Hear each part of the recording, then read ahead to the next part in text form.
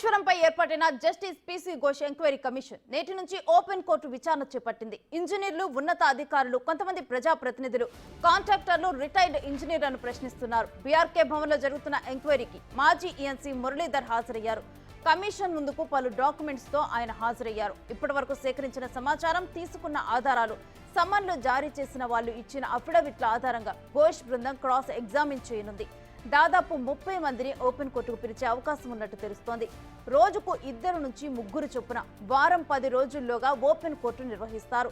ఇప్పటికే కాళేశ్వరం కమిషన్ కు vigilance and enforcement మధ్యంతర నివేదిక కూడా అందింది.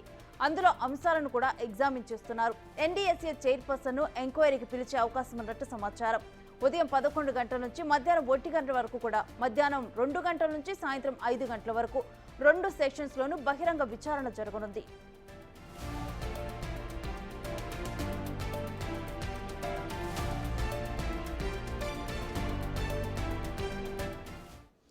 ఇక ఇదే అంశానికి సంబంధించిన డీటెయిల్స్ మా ప్రతినిధి వెంకట్ అడిగి తెలుసుకుందాం.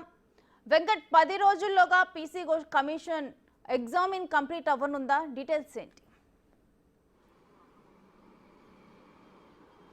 కొద్దిసేపటి క్రితమే బీఆర్కే భవన్కు మాజీ ఇంజనీరింగ్ చీఫ్ మురళీధర్ రావడం జరిగింది.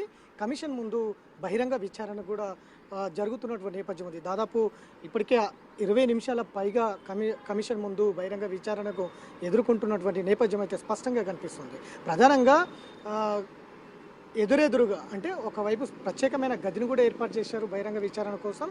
అటు జస్టిస్ పినాకి చంద్రఘోష్ ఎదురుగా, ఇటు ఈఎన్సీ మురళీధర్ ఇద్దరు కూడా కూర్చున్నటువంటి నేపథ్యం ఉంది. అట్లనే కొంతమందిని అంటే జర్నలిస్టులతో పాటు కొంతమందిని అక్కడికి ఆహ్వానించినటువంటి నేపథ్యం. ప్రధానంగా కాళేశ్వరం పైన గతం నుంచి కూడా వస్తున్నటువంటి వార్తలు ఏవైతే ఉన్నాయో వాటి మీద ప్రధానంగా ప్రశ్నల వర్షం కురిపిస్తున్నటువంటి నేపథ్యం అయితే స్పష్టంగా కనిపిస్తుంది. ప్రధానంగా కాళేశ్వరం డిపిఆర్ తయారు చేసింది ఎవరు, డిపిఆర్కు ఎవరు ఎలాంటి అనుమతులు తీసుకున్నారు, కేంద్రం నుంచి ఏ విధమైనటువంటి అనుమతులు తీసుకున్నారు అనే దాని మీద ప్రధానంగా ప్రశ్నల కురిపిస్తున్నటువంటి అంశం ఉంది. అలా ప్రశ్నలన్నింటికి కూడా ఈఎన్సీ మురళీధర్ రావు సమాధానాలు చెప్తున్నటువంటి నేపథ్యం అయితే కనిపిస్తుంది. మొత్తం 17 రకాల అనుమతులు సెంట్రల్ నుంచి తీసుకున్నామని కూడా ఆయన సమాధానం చెప్తున్నటువంటి నేపథ్యం అయితే స్పష్టంగా కనిపిస్తుంది.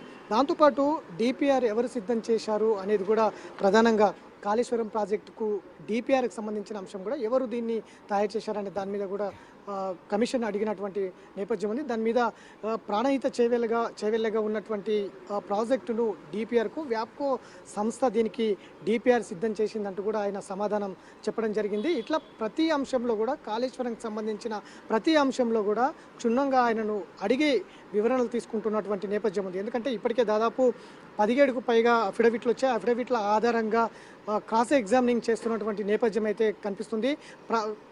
పక్క ఈ అఫిడవిట్ల ఆధారంగా ఈ క్రాస్ ఎగ్జామినింగ్లో ఆయన చెప్తున్నటువంటి ప్రతి అంశాన్ని కూడా రికార్డు చేస్తున్నటువంటి నేపథ్యం ఉంది. ఎవిడెన్స్లు ఏవైతే ఇప్పటివరకు అఫిడవిట్లు ఇచ్చారు కాబట్టి అఫిడవిట్ల ఆధారంగా ఎవిడెన్స్లు తీసుకుంటున్నటువంటి నేపథ్యం అయితే స్పష్టంగా కనిపిస్తుంది. కాళేశ్వరంలో ఏ విధమైనటువంటి తప్పిదాలు జరిగాయి, మీ పాత్ర ఏంటి, మీరు ఏ విధంగా అందులో ఇన్వాల్వ్ అయి ఉన్నారు, ఎప్పుడు ఈఎన్సీగా కాళేశ్వరంలో మీరు జాయిన్ అయ్యారు అనే అంశాలన్నిటి కూడా క్షుణ్ణంగా ఆయనను అడిగి తెలుసుకుంటున్నటువంటి నేపథ్యం అయితే కనిపిస్తుంది. ఇట్లా ఒక్కొక్కరిని రోజుకొకరి చొప్పున అధికారులందరినీ కూడా క్రాస్ ఎగ్జామ్ చేసే అవకాశం అయితే స్పష్టంగా కనిపిస్తుంది. ఇప్పటిదాకా మొత్తం కాళేశ్వరంలో ఇన్వాల్వ్ అయినటువంటి అధికారులు కావచ్చు, అట్లనే ఏజెన్సీ సంస్థలు కావచ్చు, నిర్మాణ సంస్థలు కావచ్చు, అందులో ఉన్నటువంటి కాంట్రాక్టులు కావచ్చు, మొత్తాన్ని విచారించినటువంటి కమిషన్ పూర్తిగా అఫిడవిట్లు సేకరించిన తర్వాత బహిరంగ విచారణకు సిద్ధమైందని చెప్పుకోవచ్చు. అందులో భాగంగానే ఇవాల్టి నుంచి పూర్తిగా బహిరంగ విచారణలో క్రాస్ ఎగ్జామ్ చేస్తున్నటువంటి నేపథ్యం అయితే స్పష్టంగా కనిపిస్తుందని చెప్పుకోవచ్చు. అయితే వెంకట్, రోజుకు కూడా 2 నుంచి 3 విచారించాలని చెప్పి కమిషన్ ఫిక్స్ అయినట్లు తెలుస్తోంది. అయితే ఈఎన్సీ మురళీధరన్తో పాటు ఇంకెవరైనా ఈరోజు విచారణకు హాజరవునున్నారా? దాని గురించి డీటెయిల్స్ ఏంటి? ఖచ్చితంగా సమయాన్ని బట్టి అప్పుడు అక్కడున్న ఎవిడెన్స్ ఇచ్చినటువంటి ఆధారాల ప్రకారం సమయం సరిపోతే లంచ్కు ముందు అంటే ఉదయం 10 గంటల నుంచి ఒకరిని, లంచ్ తర్వాత మరొకరిని విచారించేందుకు కమిషన్ ఆలోచిస్తుంది. అంటే అఫిడవిట్ల ఆధారంగా ఒకవేళ సమయం సరిపోకపోతే మాత్రం రోజుకొకరిని విచారించే అవకాశం కనిపిస్తుంది. ఒకవేళ సమయం సరిపోతే మాత్రం లంచ్ తర్వాత కూడా మరొకరిని విచారించే అవకాశం అయితే కనిపిస్తుంది. ఇవాళ ఈఎన్సీ మురళీధర్ రావుతోనే ఇవాళ విచారణ ఉంటుంది. రేపటి నుంచి మరొకరు ఉండే అవకాశం అయితే కనిపిస్తుంది. వాళ్ళు ఇచ్చే ఎవిడెన్స్ ఆధారాల ప్రకారమే ఎంత సమయం పడుతుంది అనేది కమిషన్ ముందే తెలుస్తుంది. కాబట్టి ఎవిడెన్స్ ప్రకారమే క్రాస్ ఎగ్జామినింగ్ ఉండే అవకాశం అయితే కనిపిస్తుంది. మెజారిటీగా రోజుకు ఒకరి చొప్పునే ఈ విచారణ ఉంటుందనేది స్పష్టంగా అర్థమవుతుంది. దాంతోపాటు ఏదైతే కాళేశ్వరంకి సంబంధించిన అంశంలో డిపిఆర్ సిద్ధం చేస్తున్నప్పుడు ఎవరెవరి సంతకాలు ఉన్నాయి, అందులో ప్రధానంగా అందులో ఉన్న సంతకం మీదేనా అంటూ కూడా కొన్ని డాక్యుమెంట్స్ కూడా ఆయనకు అందించడం జరిగింది. అందులో ఉన్న సంతకాలు నావే, డిపిఆర్లో నేనే సంతకం పెట్టినా అనేది కూడా ఆయన చెప్తున్న నేపథ్యం ఉంది. మొత్తం మీద ప్రతి అంశంలో కూడా కమిషన్ ముందు ఉన్నటువంటి అనేక ప్రశ్నలు అధికారులను అడుగుతున్నటువంటి నేపథ్యం అయితే స్పష్టంగా కనిపిస్తుంది.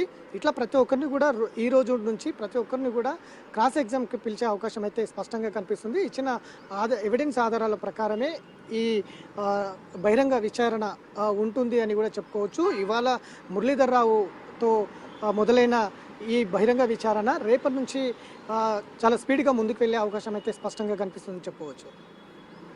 Right, thank you Venkat.